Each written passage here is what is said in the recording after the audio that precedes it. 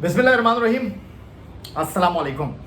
एक बार फिर सैयद याह्या हुसैनी आप तमाम देखने वालों की खिदमत में हाजिर है और बज़ाहिर ऐसा ही लग रहा है कि 18 से 22 जून तक लॉर्ड्स क्रिकेट ग्राउंड लंदन पर पहली आईसीसी टेस्ट चैंपियनशिप का फाइनल जनाब न्यूजीलैंड के साथ टीम इंडिया खेलने जा रही है। और ये सब कुछ इसलिए भी कहना कुछ आज आसान लग रहा है कि अहमदाबाद टेस्ट मैच का आज दूसरा दिन जब खेल ख़त्म हुआ तो 89 रन्स की मैच में इंडिया की बरतरी हो चुकी है। और जनाब इंडिया की टीम जो है वो ऋषभ पंत की पहली भारत में सेंचुरी के साथ जो है कुछ बेहतर पोजीशन में आ चुकी है और अभी उसकी पहली इनिंग ख़त्म होना बाकी है। और ये जो परफॉर्मेंस है ऋषभ पंत की, उत्तराखंड के पंत एक बार फिर जिस अंदाज में खेले हैं उसके बाद शायद ये कहना गलत नहीं होगा कि वो रिप्लेसमेंट की जब हम बात करते हैं ना कि कुछ टीमें लकी होती हैं, कुछ टीमें अनलकी होती हैं कि उनके अच्छे खिलाड़ी चले जाते हैं तो फिर उनको रिप्लेसमेंट का मसला हो जाता है। जिस तरह अगर हम पाकिस्तान टीम की बात करते हैं तो रिजवान बड़ी अच्छी फॉर्म में है, चाहे वाइट बॉल क्रिकेट हो चाहे रेड बॉल क्रिकेट हो, वो बहुत अच्छे टच में है, बहुत अच्छा परफॉर्म कर रहे हैं। पहले उनकी T20 टीम में जगह के ऊपर बड़े सवाल आते हैं, लेकिन अब उन्होंने एक सलामी बल्लेबाज की हैसियत से इस जगह को भी पुर किया है। लेकिन अगर हम उत्तराखंड के 23 साल के ऋषभ पंत की बात करते हैं तो जनाब एक नया इजाफा है टीम इंडिया की क्रिकेट में, एक नया हीरो उभर रहा है क्रिकेट इंडिया में। अगर मैं ये कहूँ तो शायद ये कहना गलत नहीं होगा। और बड़ी जल्दी जनाब महेंद्र सिंह धोनी जो कि भारतीय क्रिकेट टीम के एक ऐसे कप्तान जिनकी क़यादत में भारत 2011 में आईसीसी वर्ल्ड कप जीता, 2013 में आईसीसी चैंपियंस ट्रॉफी जीता, 2007 में आईसीसी वर्ल्ड T20 जीता, कामयाब तरीन कप्तान और एशिया के एक ऐसे दिग्गज कप्तान उनको कह सकते हैं जिन्होंने तमाम ही ट्रॉफीज़ को जो है एक कप्तान की हैसियत से लिफ्ट किया। उनका रिप्लेसमेंट बनते दिखाई दे रहे हैं ऋषभ पंत। झारखंड से आए थे महेंद्र सिंह धोनी और उत्तराखंड से आए हैं अब ऋषभ पंत। पहली सेंचुरी उन्होंने की है होम ग्राउंड पर और कमाल सेंचुरी उन्होंने की है और इस सेंचुरी ने टीम इंडिया को बहुत सहारा दिया है। उस टीम को सहारा दिया है जो कि अहमदाबाद टेस्ट मैच में कुछ लड़खड़ा सी गई थी, कुछ डगमगा सी गई थी। और पहले दिन जब 205 रन पर इंग्लिश टीम की इनिंग ख़त्म की, एक बार फिर अक्षर पटेल और रविचंद्रा अश्विन की बॉलिंग ने तो लगा कि जनाब सब कुछ खो दिया है इंग्लिश टीम ने, क्योंकि आईसीसी टेस्ट चैंपियनशिप के फाइनल में तो पहले जाती हुई लग ही नहीं रही थी। लेकिन हम तो डूबे हैं सनम, तुमको भी ले डूबेंगे।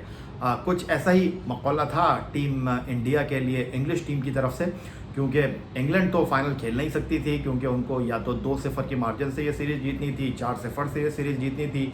इस सीरीज़ में वो 2 टेस्ट मैच हार चुके थे, लेकिन भारत के लिए वो सवाल खड़े कर सकते थे। इस टेस्ट मैच को जीतकर, इस टेस्ट मैच को ट्राई करके वो सवाल खड़े कर सकते थे और रास्ता हमवार कर सकते थे कैंगरू के देश ऑस्ट्रेलिया की टीम के लिए।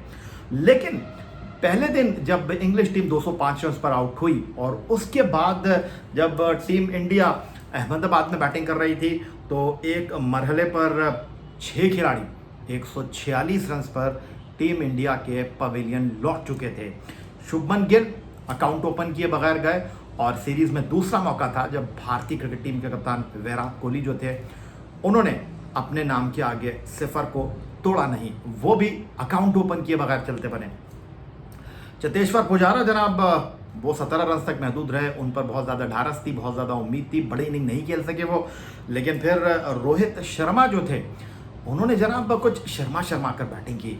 ऐसे बैटिंग करते नहीं है वो, आते हैं स्ट्रोक खेलते हैं, लेकिन हालात कुछ इस बात का तकाजा कर रहे थे उनसे कि थोड़ा सा संभल कर खेलना है शर्मा जी। और शर्मा जी ने ये बताया कि जनाब वो हालात के मुताबिक भी बल्लेबाजी कर सकते हैं। वो एक ऐसे खिलाड़ी हैं जिनको मैं कहता हूँ कि वो थोड़ा सा ओवर शेडो हो गए हैं विराट कोहली की बड़ी पर्सनैलिटी के सामने, विराट कोहली की बड़ी परफॉर्मेंस के सामने। वरना परफॉर्मेंस कम नहीं है रोहित शर्मा की, बड़े दिग्गज बल्लेबाज हैं, बहुत अच्छा खेलते हैं, सुंदर लगते हैं जब खेलते हैं तो। लेकिन रोहित शर्मा ने हालात और वाक़यात को देखते हुए 49 रन बनाए, 50 नहीं कर सके लेकिन कमाल खेले, 144 गेंदें और 7 चौके उनकी इनिंग्स में शामिल थी। हालात के मुताबिक उन्होंने अपनी इनिंग्स को ढाला लेकिन अपनी इनिंग को लंबा ना कर सके। ऐसे मौके पर जब 205 के जवाब में 146 रन पर इंडिया अपनी 6 विकेटें गंवा चुका था। इस सीरीज़ में इंडिया के लिए अच्छी बैटिंग करने वाले रविचंद्रन अश्विन जब आउट हुए तो लगा कि अब बात खत्म है।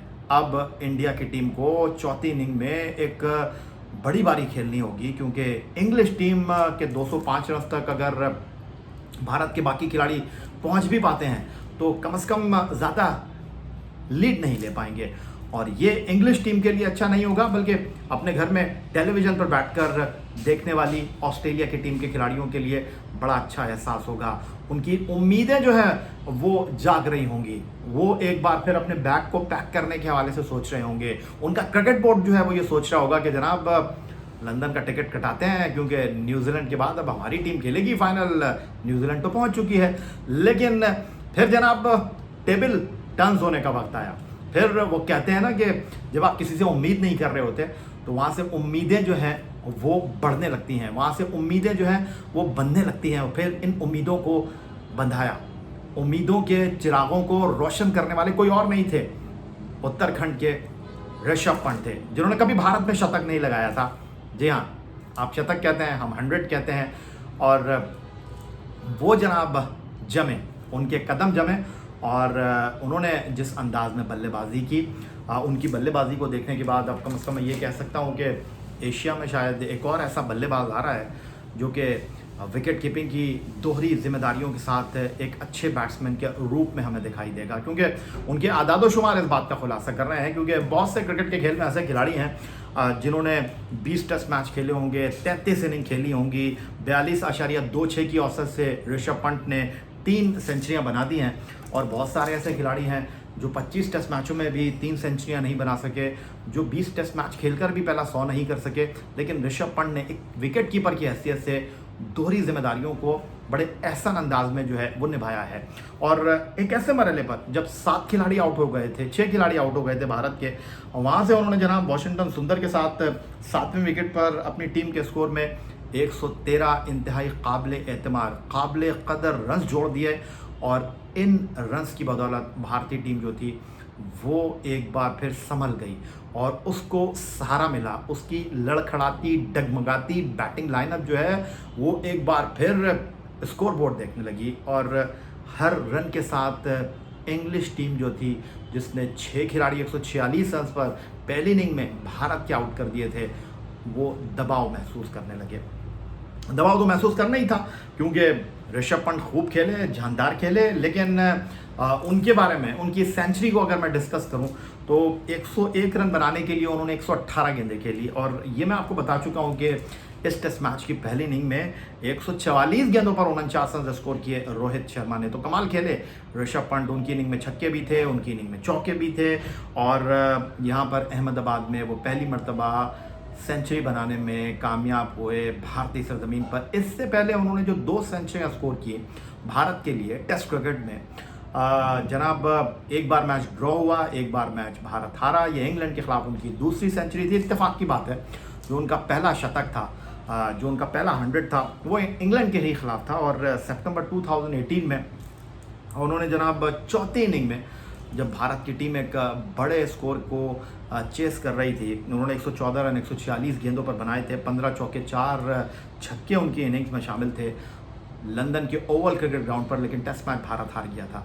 फिर 2019 जनवरी में उन्होंने ऑस्ट्रेलिया के खिलाफ सिडनी में भारत की पहली इनिंग में अपने करियर का दूसरा 100 किया, करियर बेस्ट 159 नॉट आउट किया। 189 गेंदों पर 15 चौके और 1 छक्का उनकी इनिंग में शामिल था। और इस बार उन्होंने 101 रन बनाने के लिए 118 गेंदें खेली और 13 चौके और 2 छक्के उनकी इनिंग्स में शामिल थे। तो अब जो सबसे इम्पॉर्टेंट पहलू है उनकी इस बल्लेबाजी का, वो ये है जनाब कि उनकी इस बल्लेबाजी की वजह से 89 रन्स की पहली इनिंग में बढ़त हासिल कर ली है टीम इंडिया ने इंग्लैंड की पहली इनिंग के स्कोर 205 रन्स पर। और अब इंग्लैंड के ख़िलाफ़ पहली इनिंग में कितने रन्स की बढ़तरी हासिल करती है टीम इंडिया। लेकिन दूसरी तरफ जो मैं सोच रहा हूँ वो ये है कि इस सीरीज़ के पहले 3 टेस्ट मैचों में अगर इंग्लैंड की हम दूसरी बारी देखें तो पहले टेस्ट मैच में वो 178 रन बना सके दूसरी इनिंग में। फिर सेकेंड टेस्ट मैच में दूसरी इनिंग में उन्होंने 286 किए और अहमदाबाद के तीसरे टेस्ट मैच में तो उनकी बैटिंग जो थी वो उड़ गई थी, उनकी कमर रह गई थी, क्योंकि दूसरी इनिंग में वो 50 भी नहीं कर सके थे और सिर्फ 49 रन पर मैदान छोड़ गए थे। तो इस परफॉर्मेंस को देखने के बाद बज़ाहिर तो यही लग रहा है कि ये टेस्ट मैच जो है वो इंडिया के हाथ में आ चुका है और इस टेस्ट मैच को इंडिया के हाथ में लाने वाले कोई और नहीं, ऋषभ पंत हैं। तो जनाब उनकी सेंचुरी अपनी जगह, लेकिन मैं उनको एक नए उभरते हुए विकेट कीपर बैट्समैन की हैसियत से बैनुल-अक़वामी क्रिकेट के दरवाजे पर नॉक करते हुए देख रहा हूँ।